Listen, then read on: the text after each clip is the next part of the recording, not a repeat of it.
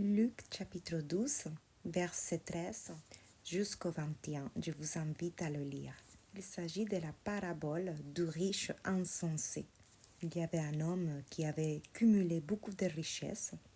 Et donc, à un moment donné, il s'est dit, eh bien, qu'est-ce que je vais faire de tout cela? J'ai assez pour vivre tranquillement pendant quelques temps, donc je vais rien faire. Et Jésus appelle cet homme insensé. Ensuite, Jésus nous encourage à accumuler des richesses éternelles. Un des enseignements de cette parabole est le partage. Si on a des biens en abondance, ce n'est pas uniquement pour nous. Ceux qui cumulent des biens terrestres, uniquement pour eux, Jésus les appelle des insensés. Si Dieu nous a bénis en abondance, ce n'est pas uniquement pour le garder pour soi, mais aussi pour partager avec les autres. Il y a également un autre enseignement, c'est le rapport de l'être humain avec l'argent, la relation que l'être humain a avec l'argent. Dans le verset 15, Jésus dit « Attention, gardez-vous de tout amour des richesses, car la vie d'un homme ne dépend pas de ses biens, même s'il est très riche. » Jésus nous met en garde que notre confiance doit être placée en lui et pas dans nos biens. Il nous dit « Gardez-vous, car la vie d'un homme ne dépend pas de ses biens, même s'il est très riche. » Notre confiance doit être toujours placée en Dieu. Dans ce cas, Jésus nous encourage à être pauvres. L'envie de richesse, le désir de richesse, le désir d'amélioration, quelle que soit la richesse, cela peut être acquérir de la richesse intellectuelle, de la richesse émotionnelle, de la richesse physique, de la richesse financière. Cependant, quelle que soit la richesse, le Seigneur nous donne accès pour que nous puissions être une bénédiction dans ce monde. Parce que de toute façon, notre vie ne dépend pas de nos biens, même si on a beaucoup de richesses. Mon encouragement pour toi est partage, bénis ton monde. Là où Dieu t'a placé, le Seigneur t'a donné quelque chose.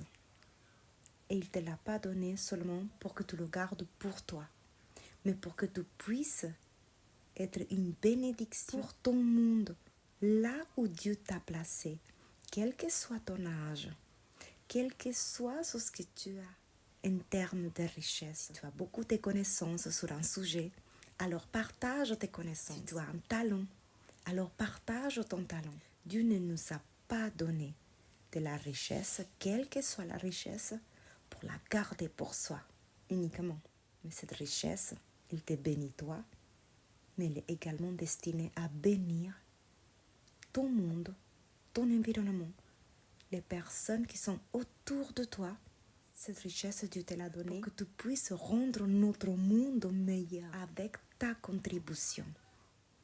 Alors, quel que soit l'endroit où tu te trouves, quel que soit ton âge et quelle que soit ta richesse, fais avancer notre monde avec la richesse que le Seigneur t'a donnée. Si tu t'attaches à la richesse elle-même, alors le Seigneur t'appellera insensé, puisque ce n'est pas l'objectif, ce n'est pas le but de la richesse qu'il t'a donnée. Je t'encourage à écrire ou à réfléchir ton prochain pas. Comment pourrais-tu faire avancer notre monde avec ta richesse? Que pourrais-tu faire? Quel serait ton prochain pas d'action? Par exemple, dans mon cas, j'aime énormément encourager les personnes à devenir meilleures, encourager les personnes à se développer. Alors, pour cette raison, je publie des livres pour les encourager à travers des écrits. Ceci est juste un exemple. Dans tous les cas, commence où tu es avec ce que tu as. Mets-toi en action, quel que soit ton âge, quelle que soit ta richesse, et fais une différence significative dans la vie des personnes autour de toi. Qu'à chaque fois qu'une personne est touchée par toi, par ton talent, par tes conversations, que cette personne devienne meilleure après avoir été en contact avec ta richesse,